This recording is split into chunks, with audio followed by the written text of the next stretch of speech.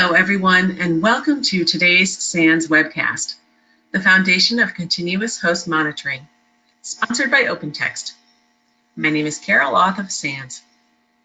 Today's featured speakers are JJ Cranford, Senior Product Marketing Manager for OpenText and PACE, and Matt Bromiley, SANS Certified Digital Forensics and Incident Response Instructor, who will be moderating today's webcast.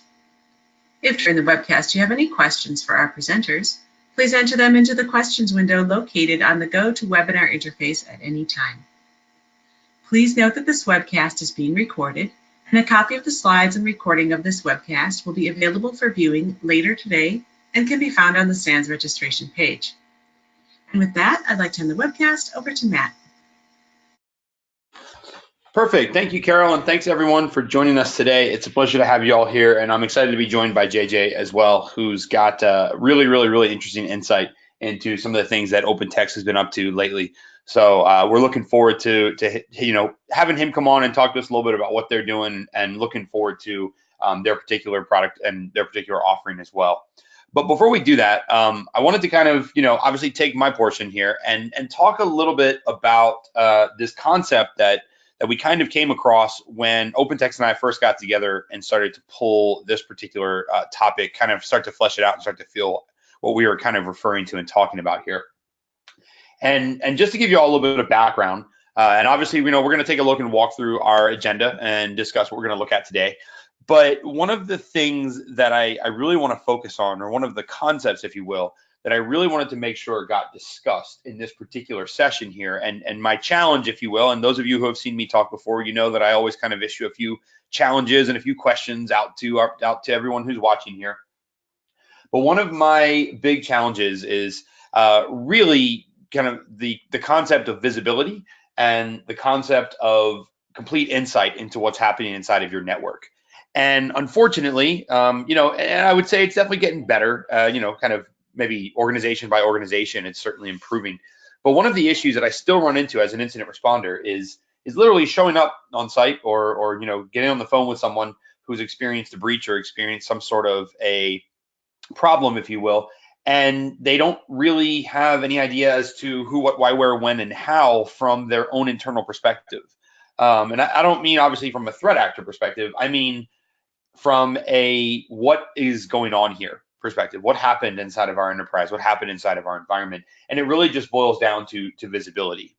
But visibility itself is a very tricky topic. I mean, I could install an endpoint agent on a particular system and have that agent check back in once a year. And technically, I have visibility. It's old visibility, but it's there.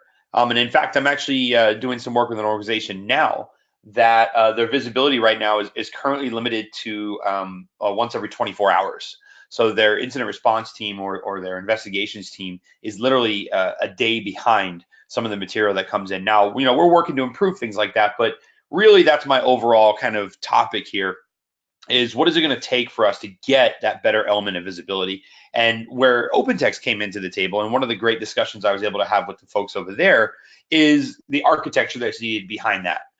Because it's really easy to stand up here and say, and I am standing, by the way, it is really easy to stand up here and say, you must have visibility into all the things, and then just walk away and act like that's nothing, act like that's an easy feat. There's a lot of organizations out there that are currently pushing that particular ask, if you will, but they're not doing so in a very efficient manner, we feel, and they're also doing so in a way that may potentially end up causing more harm than good as those organizations progress and as they mature through their security programs. So for that reason, we're going to also talk about the architecture of what it takes, or at least my opinion on an architecture of what it takes to have successful endpoint monitoring. And then we're going to take a look at a quick case study as well that might have some characters that some of you recognize. But nonetheless, excited to have everyone here today. Thanks again for joining us. And we're going to go ahead and kind of progress through some of our various steps here. So here's my challenge for those of you out in the audience, those of you watching right here. And this really is, I don't know, it's a little bit of a play on a common phrase about bringing a knife to a gunfight. But one of the things that I'm going to ask organizations out there is, are you arming your security teams with knives, or even worse, razor blades or toothpicks or chopsticks or whatever it is you'd like to pick as a kind of handheld, useless weapon when it comes to a gunfight, and sending them out into the wild and expecting success. Now, this is definitely more of a question for those of you leading teams and building teams and helping budget teams. But quintessentially, I want you to think about exactly how you're arming your security teams and if you're demanding too much success out of there as well. And this problem right here for me really, really focuses on visibility and focuses on, does my team actually have the ability to assess and detect what exactly is happening inside of our environment? And this really stems from two high-level points. The first, most attackers these days, now don't get me wrong, there are some attack groups that are very slow and very methodical. They have very easy to detect indicators as well. But a lot of attackers have the ability to move very, very fast. I don't have this quoted here, primarily because this report came out a little bit after we started putting some of this stuff together. However, there was a report released recently from a major security vendor that actually found that some attack groups were able to get active in an environment within, I think, a matter of like 17 to 19 seconds or something along those lines. 19 seconds. I mean, can you imagine that quickly? Now, it may have been minutes. Maybe I'm confusing seconds and minutes, but regardless, let's hypothetically say it's minutes. Let's say it takes an attacker 20 minutes to go from an initial spearfish click or an initial breach or an initial entry vector towards starting to compromise my entire organization. Do you have visibility that can scale those 20 minutes? Again, assuming it's minutes, seconds only heightens the argument here.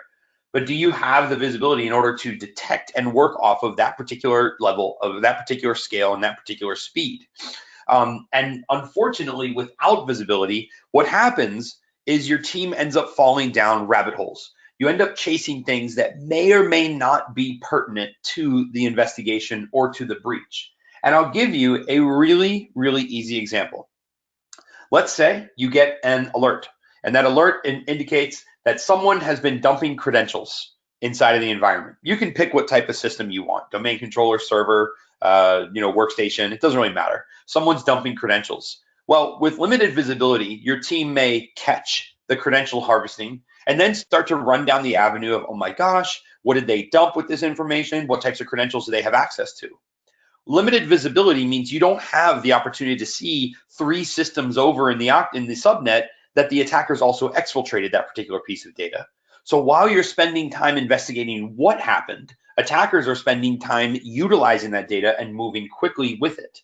And again, from a kind of overall incident response process point of view, if you're spending a lot of time focusing on the attacker actions, and because of your limited visibility, you're missing things like attacker exfiltration, or you're missing things like attacker data abuse, account abuse. A bunch of investigations I've worked, attackers have created their own accounts. Long story short is, without proper visibility, we're unfortunately limiting our scope. And that is also causing us to run down rabbit holes that really, really don't matter. Now, they matter in the overall long stretch of things. But I would argue with everyone who's watching this, inside of an incident response, there is a very, very big difference between the attacker accessed the database and the attacker exfiltrated the entire database. And what I want to focus on is someone who's catching the first but missing the second part. Because an access is a simple query. An exfiltration means I've lost everything that they had. Now, we may be splitting hairs in some terminology here, but again, hopefully the overall point of, if we're not seeing anything, we have to ask the question of what are we missing as well. And that's really one of the things that I wanted to kind of pick up and focus on here. And really the way to work around solving that is to kind of focus on a continuous monitoring state, because we can't be relying anymore on evidence that I'm pulling with some sort of a lag or some sort of a delay. But continuous monitoring itself, as I indicated in the very beginning, is its own tricky topic. And here's what I see some organizations trying to do. Some organizations unfortunately think that continuous monitoring means I'm going to do all the things that I do forensically, but I'm going to do them all at scale, and I'm going to do everything without any repercussions whatsoever. And what ends up happening here is, now, don't get me wrong, I'm not saying you can't scale forensics. What I'm saying is there's some certain things that you shouldn't be scaling.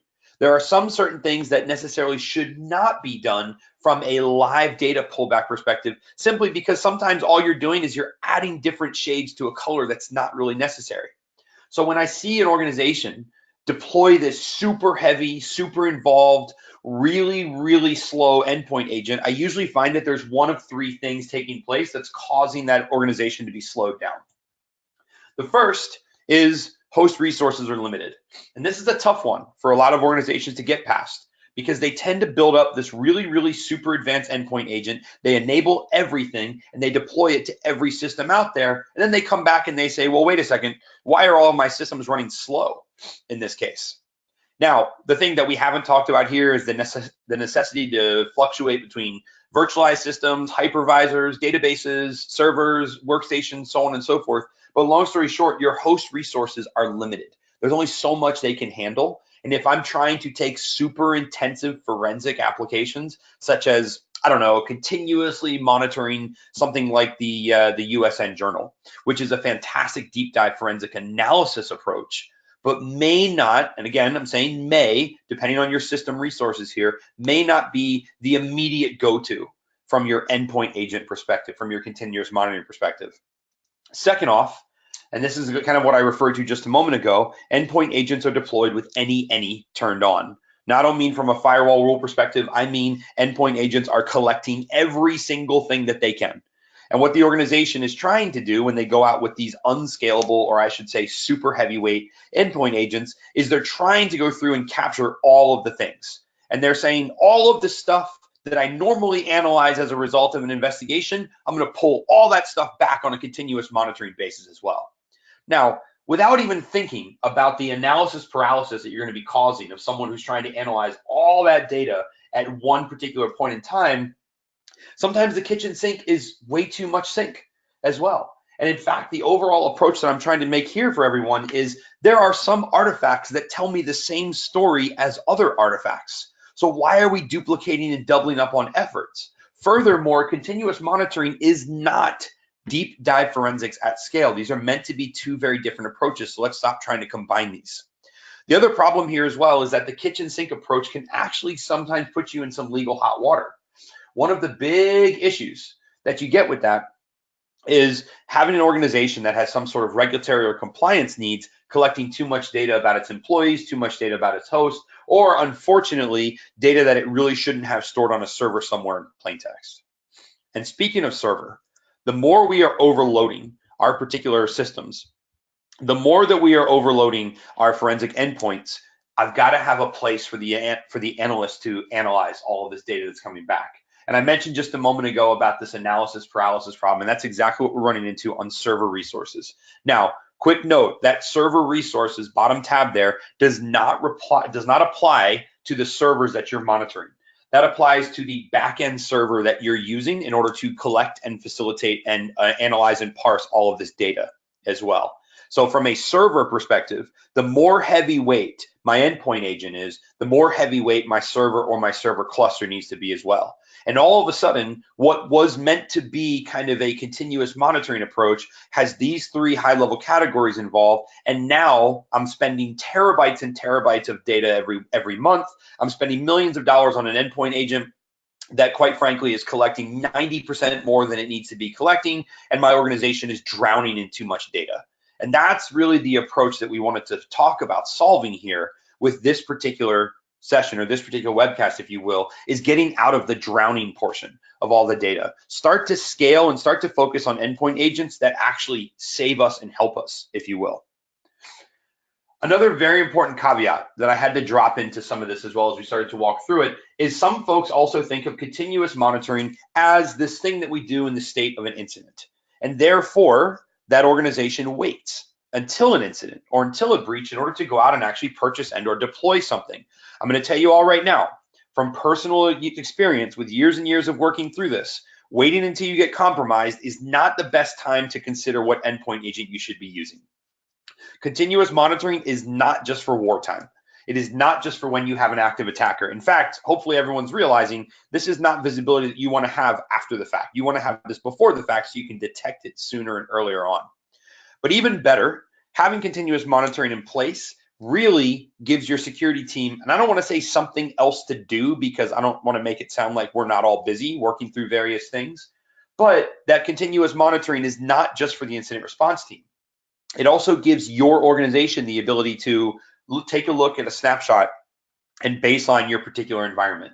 What do I look like on a Friday? What do I look like on a Monday? We can build anomalies based off of what I'd expect to see. Continuous monitoring gives you much better capabilities over mergers and acquisitions, people joining your network, guest networks, let's see, different departments, heightened data sensitivity, new compliance regulations, so on and so forth. And last but not least, it also gives you the ability to work on data enrichment, data set modeling, so on and so forth. I'm not going to drop the ubiquitous acronyms ML and AI in here, but what I want you all to get out of this is that continuous monitoring, again, is not some sort of thing that we only use in breach time. We only use when an attacker is on an environment. Quite the opposite. In fact, it's more of an important tool during peacetime because it gives your team the ability to see what's normal and then write better signatures and better detections for that as well. So that's the organizational side. Now I've got a couple questions for the vendor side of things, which again focuses on just how much are we baking into these particular agents here. The first question I've got here for you is, how big is your particular endpoint agent? Is it big enough that I need to walk around with a USB drive or some sort of special package in order to get this thing deployed? My second question is, how resource intensive is it?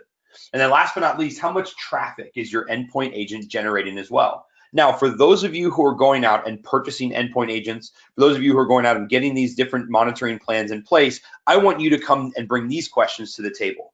I want you to ask questions, and whether it's something like a compromise assessment or whether it's a long-term multi-year implementation, I want you taking these questions to your particular vendors and see how you feel about that inside of your organization. Ask them questions about things like virtualization. Ask them questions about traffic overload, about how much traffic the endpoint is generating as it's running inside of the environment. I've seen some endpoint agents generate megabytes of traffic every single minute that gets sent out. These types of things bog down enterprises, and quite frankly, we don't have the time for that, because when that peacetime becomes wartime, I need something fast and responsive. And last but not least, I don't want that endpoint agent taking up valuable hard disk space either. That was meant to be a little bit of a joke. We all know that hard disk space is pretty hard to come by these days, pretty easy to come by these days, as everyone's walking around with minimum terabytes and whatnot. In any event, so throw those questions out to your vendors. Make them answer them, ask them the tough questions, and then tell them what you really want. Tell them what you want to focus on from an endpoint monitoring perspective. Number one, I want lightweight agents. The problem here is these bloated agents that take up too many resources, or even worse, and yes, I'm going to call this a worse outcome here, impact the user experience. I want an endpoint agent that runs in the background, and I want the user to be able to be the user and do their job without noticing that something is happening. Now, some of you may think that this is, not really a problem that we have anymore. I'm sure most of us can remember the days when you would be in the middle of working something and an AV scan would take over, and that's it. It's lunchtime, regardless of what time of day it is, or it's coffee time. We want to get away from that particular approach where my users understand that the endpoint agent is slowing them down. That's a little unacceptable. I will insert one caveat here. Endpoint agents that are protecting your users and are impacting them from a protection standpoint, that is something I don't mind seeing. I don't mind seeing, but again, we're not focusing on monitoring at that point. That point, we're getting to kind of inline blocking. We're not talking about blocking here. I'm talking about monitoring. I want this to run in the background. My solution here is to only install what you need. For example, if I'm only interested in collecting 5 data points, I don't need the other packages to collect the other 50. Give me only the information that I'm interested in. Second, how much resource does this particular thing, does the data processing impact the endpoint? Now, this is a little bit different than a bloated agent taking up resources just by running. Host resource consumption in this point actually focuses on, if I up the ante a little bit, meaning if I want to push out something like a signature detection, or if I want to push out something like a, look for this IP address or look for this particular file name, my question then becomes just how much data and how much resource did this particular endpoint agent take up in this perspective? How much processing resources do you consume in order to facilitate a search or a scan or some form of introspective question? Now, don't get me wrong. I'm aware that searching and scanning a particular system can be resource intensive. I'm not asking for the world. What I'm asking for, though, is I'm asking for the ability to look for something malicious inside my environment and not slow every single system down to a crawl by doing so. So there's a little bit of a trade-off here. And if there's also an opportunity for you to send me very, very small pieces of data to a central server and do the processing on the central server. That saves my endpoints from being, that saves my endpoints from being overloaded as well. And more importantly, those of you going out and deploying endpoint agents, don't forget to ask your vendors about virtualization.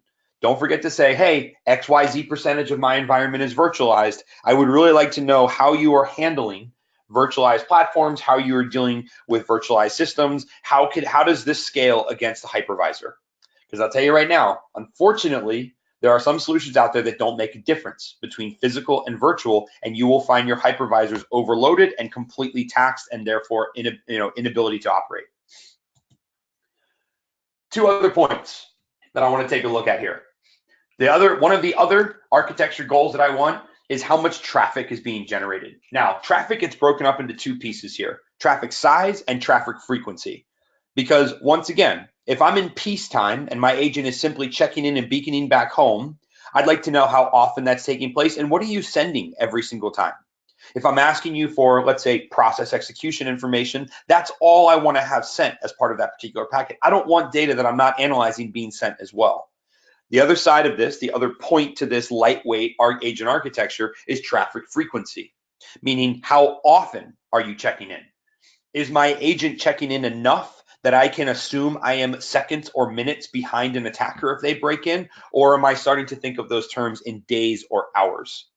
And again, I want to be able to fine tune that to the best of my ability so that my pertinent details are being reported in a timely manner, and I can use what I need to keep track of what's happening inside of my environment. Long story short, from a traffic perspective, everyone, I don't want my pipes overloaded with unnecessary traffic, but I want to make sure I'm receiving data in a timely manner. Now, I'll be completely frank with you all. The past 4 points that we just walked through do offer a lot of caveats and a lot of give and take between the two. So here's the other thing I'm going to ask you to consider. Consider the differences between wartime and peacetime. And that's the reason why I had that slide in a few slides ago here. In wartime, I'm not trying to collect in peacetime, I'm not trying to collect every single thing under the sun. What I am trying to do in peacetime is make sure that I've got the visibility I need, that I can detect something that starts to come through the wire. In wartime, your approach is going to change. In wartime, I'm going to be collecting more data. I'm going to be performing more introspective questions. I'm going to be performing much deeper dives into my environment as well. So from a vendor perspective, I'm going to say, does your wartime and your peacetime agent look the exact same? Because if it does, I want to scale down when I'm in peacetime. To those of you going and implementing these solutions, take these questions and ask them of your particular vendors. Take a look at what your risk tolerance is. Hey, if someone's endpoint agent is sending a gigabyte of traffic every single hour and you're cool with handling that, that's entirely up to you. Just be aware of how much is being generated, but then look at the back end too. How are you using that data from an analysis perspective? Are you just filling up hard disk space for no reason? Or are we actually getting the actionable intelligence that we need, or not intelligence, but the actionable data that we need out of our endpoint agents? One other consideration that I really want to make sure my various endpoint agents here have, and we've got kind of really, I'm going to say 4 other high-level things that we want to look through here. But the first one is I also want endpoint agents that are smart, because not all endpoints are created equally. And let's be completely frank here, everyone. Not every host in your environment is as important as the others.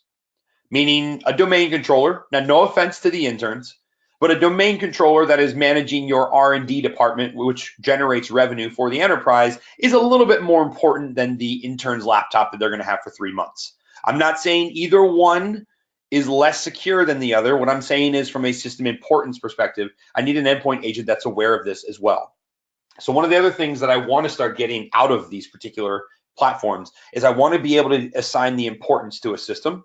And I also want to have that change the way the system is monitored. So for example, if I'm going through and monitoring a domain controller, there are certain functionalities and features of that domain controller that I get nowhere else in the environment. I want my agent to be aware of that versus a user workstation, which is not doing the same things as a domain controller. Therefore, I should have the ability to scale those particular monitoring requests up and down, depending on what that system is doing. The other, or I should say the second point here, or the second high-level thing when it comes to data collection, is going to be just how much data are we pulling back? How much data are we analyzing? How much data are we actually examining here? As I mentioned earlier, sometimes the kitchen sink is way too much sink. I want to have continuous monitoring pulling back the artifacts that matter for me. And artifacts that matter for me are ones that give me real-time or recent insight, not historically complex information. I'll be very, very frank with everyone here on this call right now. There are some endpoint agents that do amazing data collection and amazing data correlation. But I'll be very, very honest. I don't care about user browser history in 2014 unless it's relevant to this particular investigation, unless it's related to something that I'm looking at this particular point in time. If that's the case, then I want that detail. Otherwise, I don't want that. What I want to do is pull back things like network connectivity. I want to see insight to connections that are active and that are being made. I don't want to wait for the browser history to come back and then have to tell me that something took place when it did. So again, focusing on the right type of data inside of your collection is going to give you the real-time insight that you actually need, that you're actually looking for. So that's one of my other, if you will, that's one of my other questions here, everyone, as you go through analyzing these particular platforms is, what type of data am I actually getting insight into, and how are you pulling that back, and what's the age of that data? Don't give me everything just because it's a feature. Give me everything because it's what I actually need. If not, give me the things that matter. And last but not least, if you've all noticed, I've kind of outlaid this idea here of wartime versus peacetime. And my real overall kind of goal there, if you will, my real overall goal is I want to have an agent that's flexible and scalable, meaning I don't want it to be lightweight when I need it to be heavyweight and vice versa. I would love to have agents that allow me to scale up or down. I don't want to always operate in wartime. And I also don't want to always operate in peacetime as well. A helpful endpoint agent is somewhat extensible. It's somewhat scalable, meaning if I think something is going on in my environment that I need to be wary of, I want that endpoint agent to pay way more attention. I want that endpoint agent knocking back a couple of Red Bulls, staying up a little bit later, and doing some deeper analysis for me as well, as opposed to when it's peacetime and we're just monitoring and watching for attacks to come through. Then I want to be able to scale in that peacetime moment, and I'm not collecting so much data that's once again going to give me compliance concerns or going to throw me into a state of collecting just way too much stuff. So high level, everyone, we've got a case study next I'm going to walk through. I'm going to hand it over to JJ to talk to us a little bit about how OpenText is approaching this here.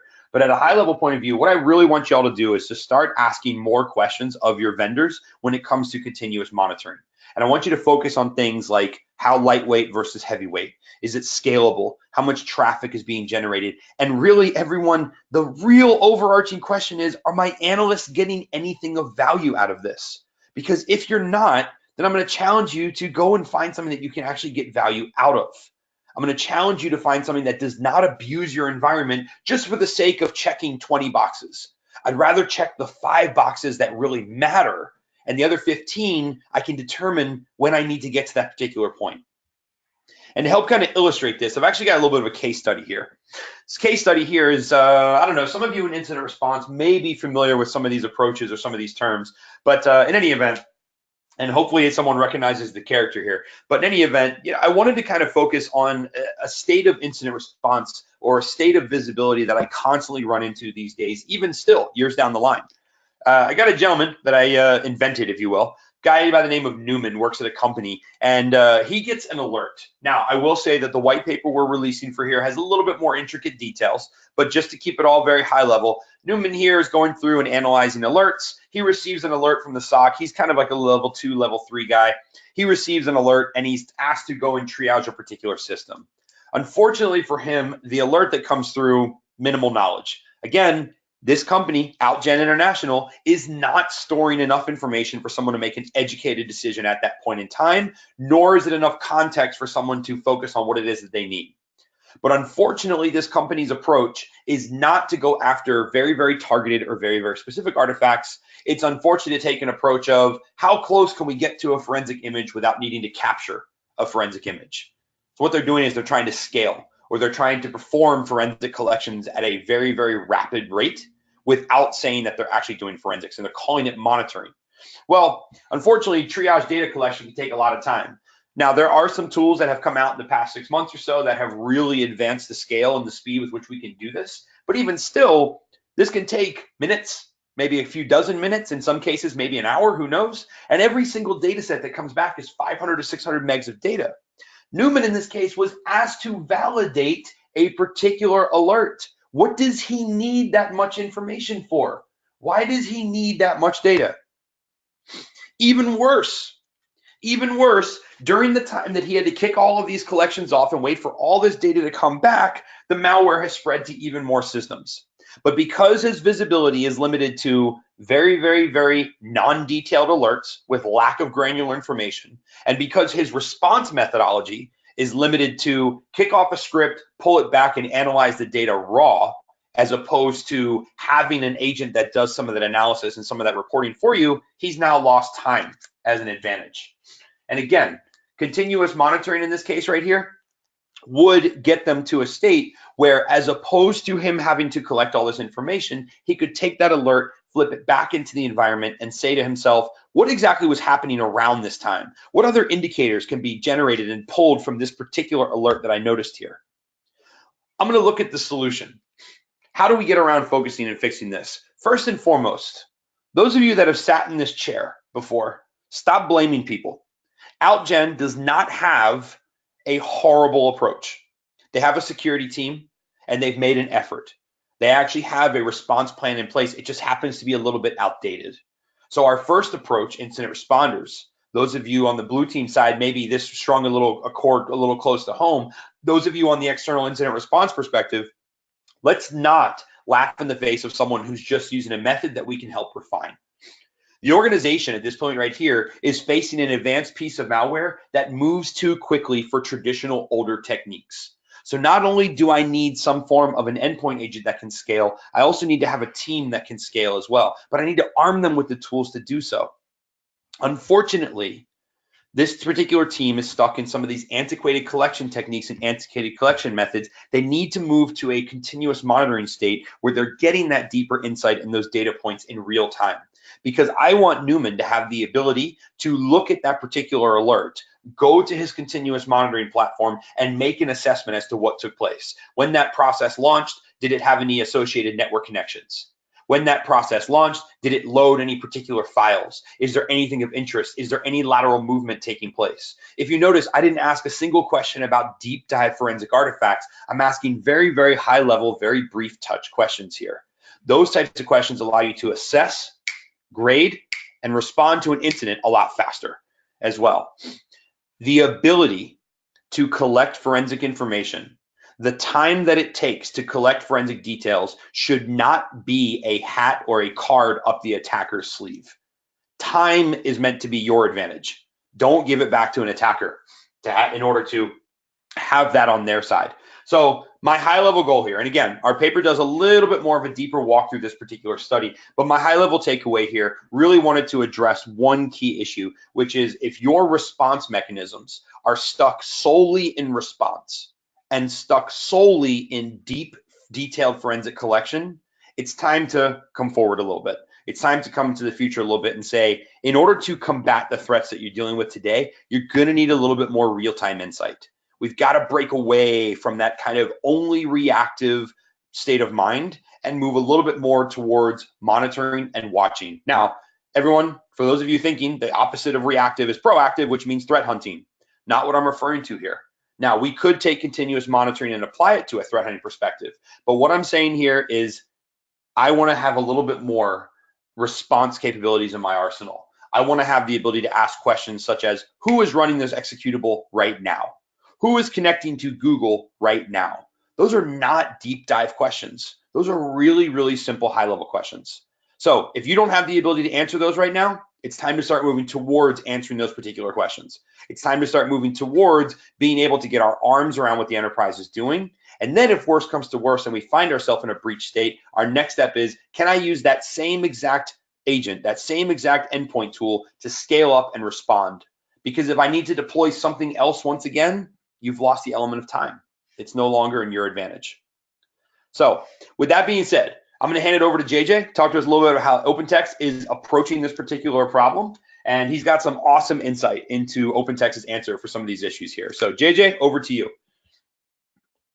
Great. Thanks, Matt. Definitely appreciate that. There were some great takeaways from your section. I especially like the wartime, peacetime idea. That's a great way to put it, and what's going on with the agents. Just to add some additional thoughts on continuous monitoring and Matt's thoughts, I wanted to share how Ncase can help to provide a foundation for continuous host monitoring. So, oops, let me go back to that slide real quick. So for those that might be unfamiliar, OpenText, here at OpenText, we're the makers of the Ncase family of solutions, and we're trusted by the largest global organizations, both on the federal side and also on the commercial side. And we make solutions to service markets, or to service the digital investigations, endpoint detection and response, and e-discovery markets. And as far as what you can expect from us, all of our products leverage a single unified agent, all of our enterprise products. We offer deep endpoint visibility, which is critical for security teams. And our solutions are highly scalable, flexible, and extensible. Something that we're very proud of at Ncase is we are protecting the sensitive information of our customers to the tune of 40 million endpoints globally, spread across 101 countries. So we've been doing this for a long time, and we have the ability to execute and scale and help our customers. Sometimes I think it's helpful to simplify things, because when it comes to continuous monitoring, these waters can get very murky, especially when you go to a conference like RSA and interact with vendors in the market. There's a lot of different messages out there. So to simplify, the folks over at NIST give us a very clear definition. They say continuous monitoring is maintaining ongoing awareness of information security, vulnerabilities, and threats to support organizational risk management decisions. So that's a pretty broad definition, and because that definition is so broad, there are a variety of approaches and methodologies to solve for the continuous monitoring challenge and that need for ongoing visibility. So there have been some challenges up to this point with traditional approaches to continuous monitoring. And there are some very obvious drawbacks or unwanted side effects that basically make users pay a price to have continuous monitoring in their environment. The first being extended time to value. How long until this shiny new security product that you've purchased is bringing value back to your organization? Was the install a problem? Does the product need time and data to be able to give you the insights that you purchased it for? There's been a move to complex cloud environments. Can your continuous monitoring solution function in multi-cloud environments? Scale continues to be a problem. Continuous monitoring has mostly been solved for the small and medium-sized businesses. But what about the large enterprises and federal agencies that arguably have a more pressing need for continuous monitoring due to the volume of attacks, the level of regulation, the data that they're charged with protecting?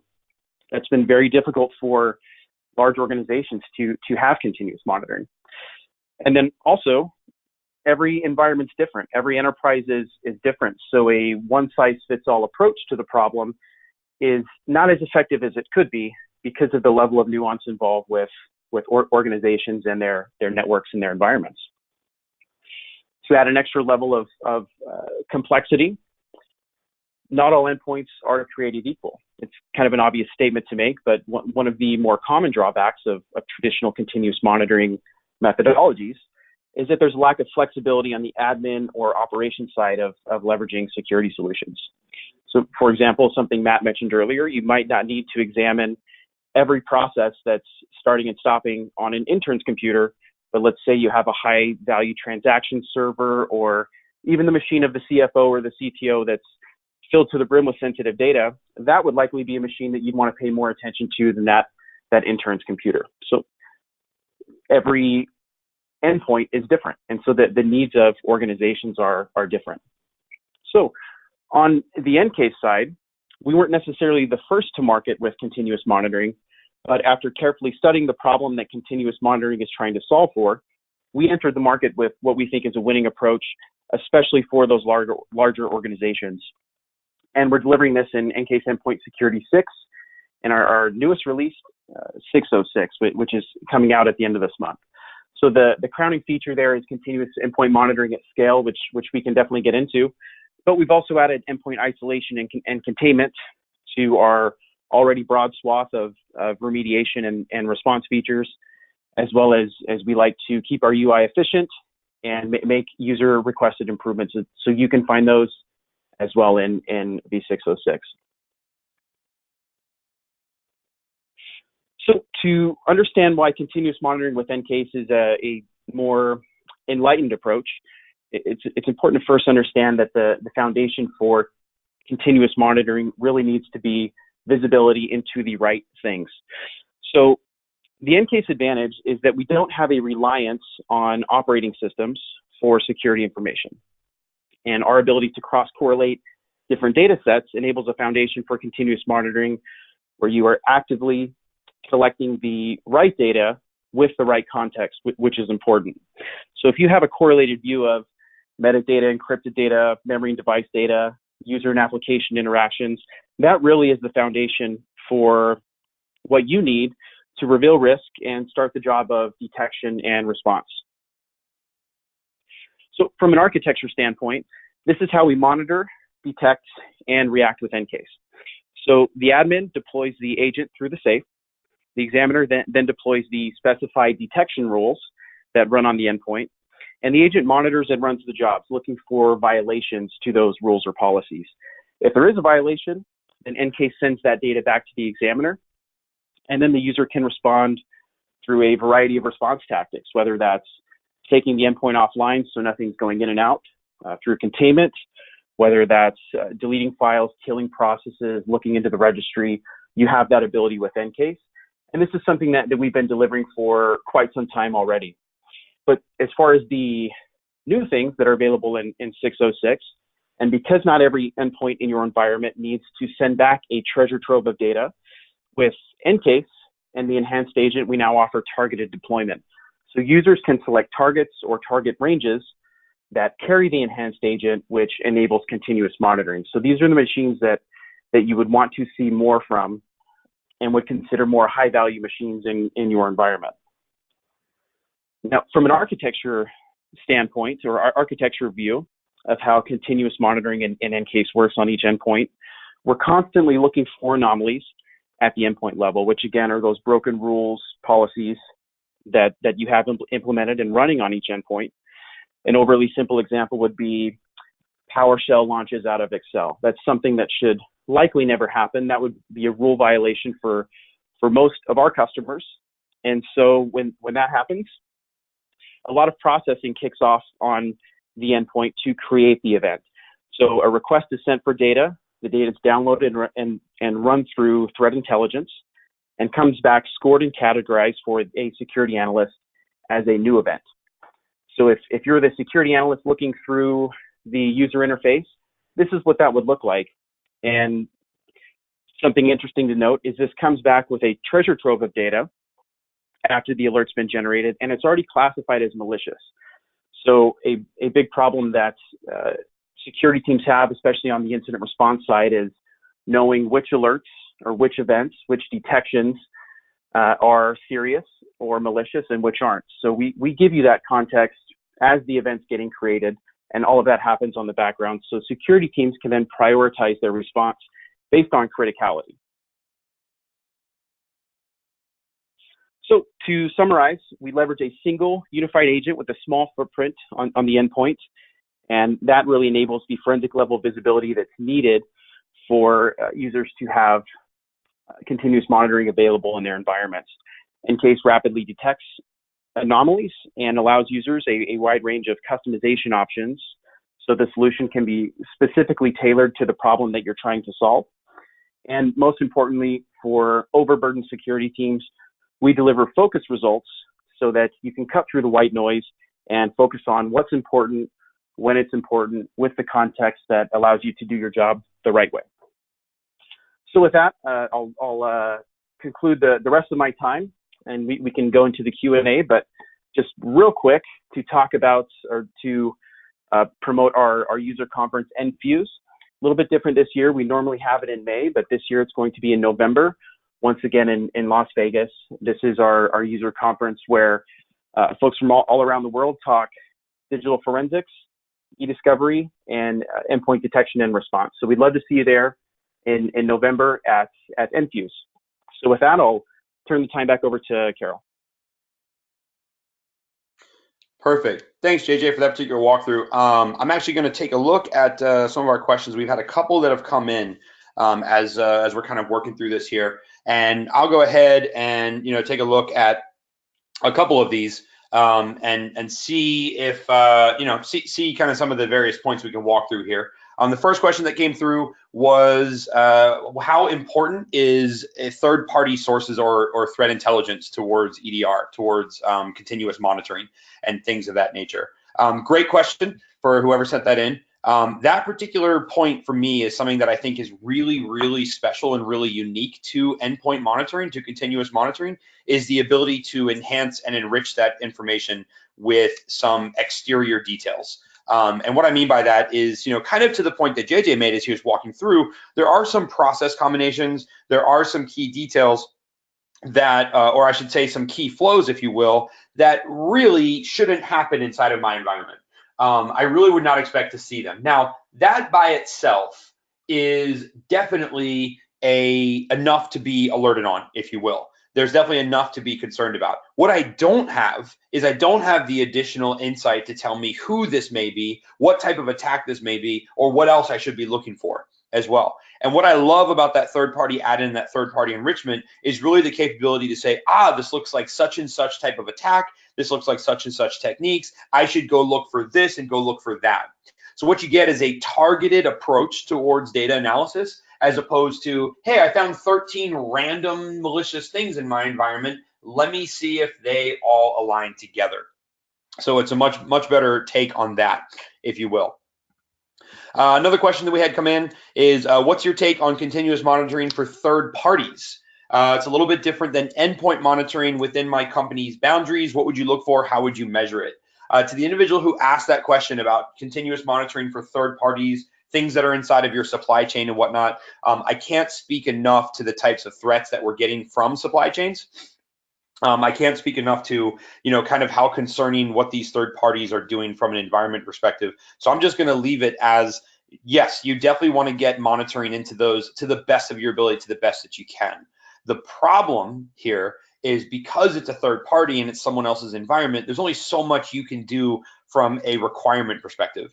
Meaning, if I want to make sure I've got continuous monitoring for all of my assets, I can push agents, I can build an image, and I can ensure that everyone's reporting back the same type of data. The third party that may be reaching into my environment, but is not an asset that I particularly control, if you will, really steps out of my host visibility perspective. So not to take us out of the endpoint too much here, but I would say if you're concerned about some of those, some of those third-party supply chain threats and whatnot, one of two approaches there. Either, you leverage your relationship with that third party to say, hey, you guys are reaching into our network. We really like to have visibility on the systems that you're doing that with, number one. Number two, limit that connectivity to certain particular systems and wrap crazy monitoring around those systems. Give your vendor a jump box, for example, and tell the vendor who's reaching into your environment, you must go through a jump box that I control. So you can actually change that process if you want. And then the third one, which takes us away from the endpoint, even if a third party is reaching into your environment, you do have the capability to monitor that network traffic as well. I don't want to go too far down that road because it does take us out of the endpoint agent.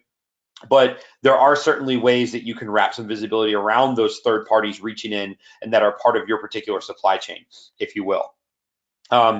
Let's see here. Another question that's come in. JJ, this one might be for you. What is OpenText or Encase currently collecting, and what do you guys have on the roadmap? Okay, perfect. Yeah, so in real time, right now we're collecting every process start and stop. And we have roadmap to add DLLs. So processes are going to be most important. You're going to see the biggest picture if you're looking at processes in real time for continuous monitoring. But we also want to add DLLs, and that's roadmap for this fall. And that's a request that's coming from our customers. So you can expect that from us as well. Perfect. Thank you, sir. And last but not least, we've had a question come in, and this is going to be, if anyone has any more to submit, feel free to throw them in. Otherwise, our last particular question here focuses on how would you approach an environment that is cross-platform? How would you approach an environment that has multiple different operating systems inside of it? Well, once again, there's an opportunity here for your environment or for your security team to assess the various solutions at hand and to assess what's available to you. Remember, and again, I don't want to break out of this discussion, so these are good questions, but I don't want to break out of our focus on the endpoint here.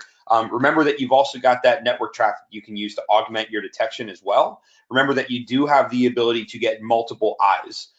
So for this particular presentation, we wanted to focus on the architecture that goes behind a solid, flexible endpoint continuous monitoring agent. So I'm going to try and keep the focus on that. But from a cross-platform perspective, there's no reason we can't turn that question around and say, hey, I've got XYZ percentage of ABC OSs. What types of offerings are there?